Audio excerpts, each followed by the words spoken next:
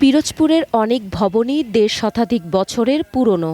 জরাজীর্ণ এসব ভবনে ঝুঁকি নিয়ে চলছে বিভিন্ন সরকারি অফিসের কার্যক্রম ও ব্যবসা বাণিজ্য। শহরের কেন্দ্রে পুরাতন ডিসি অফিস ও টাউন ক্লাব মার্কেটও জরাজীর্ণ। একই হাল জেলার বহু সরকারি ভবনের। ক্লাব সড়কের গোপালকৃষ্ণ টাউন ক্লাব মার্কেটের ঝুঁকি বিবেচনায় ১০ বছর আগে সেখান থেকে শাখা সরিয়ে নেয় উত্তরা ব্যাংক ও ব্র্যাক ব্যাংক। তবে অন্যান্য দাপ্তরিক কাজ ও ব্যবসা এখনও চলছে সেখানে।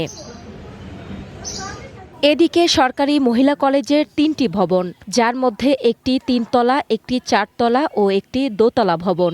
আর এর আবাসিক হল ভবনটি ৪তলা। কিন্তু আবাসিক হলসহ কলেজের ৩টি ভবনের অবস্থা খুবই ঝুঁকিপূর্ণ। উঠে গেছে দেয়ালের রং, খসে পড়ছে পলেস্তারা, ফাটল দেখা দিয়েছে দেয়াল, ছাদ, পিলার ও বিমে। কিন্তু কোনো উপায় নেই, তাই জীবনের ঝুঁকি নিয়ে চলছে শিক্ষার্থীদের পাঠদান।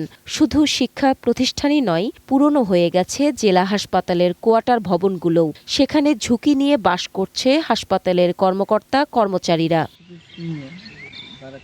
সম্প্রতি একাধিক ভূমিকম্পের ঘটনায় আতঙ্ক বেড়েছে কর্মকর্তা কর্মচারীদের মাঝে। প্রতিদিন শঙ্কা নিয়ে অফিস করছে হাজারো মানুষ।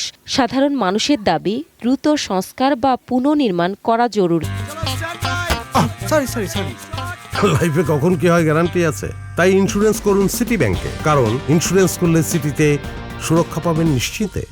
তা না হলে যে কোনো সময় ঘটতে পারে বড় ধরনের অনাকাঙ্ক্ষিত দুর্ঘটনা। এইসব পরিত্যক্ত বিল্ডিং এ এখনো কিন্তু সরকারি বেশ কিছু অফিস আদালত তাদের কার্যক্রম কিন্তু সেই পরিত্যক্ত বিল্ডিং এ তারা কার্যক্রম চালাচ্ছে। ভবনগুলো যদি সংস্কার না হয় বা আপনার যদি পুনরায় গিয়ে ভবনগুলো নতুন করে যদি না করা হয়, তাহলে সেই ক্ষেত্রে দেখা যায় যে প্রাণহানির ঝুঁকি অনেকটা বেশি। ভূমিকম্প দিন দিন সংখ্যা বাড়ছে, যে কোনো পূর্বাভাস পাওয়া যাইতেছে বড় ধরনের কোনো দুর্ঘটনা হবে।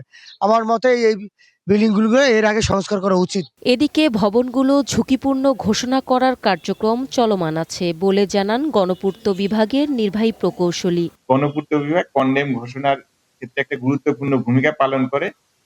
সরেজমিনে পরিদর্শন করে রিপোর্ট প্রদান করা হয় কন্ডেমের জন্য।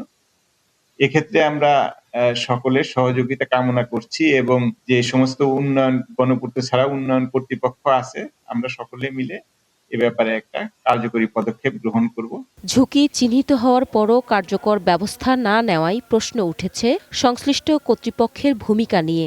নাগরিকদের জানমালের নিরাপত্তা নিশ্চিতে সংশ্লিষ্টদের দৃশ্যমান পদক্ষেপের দাবি সচেতন মহলের।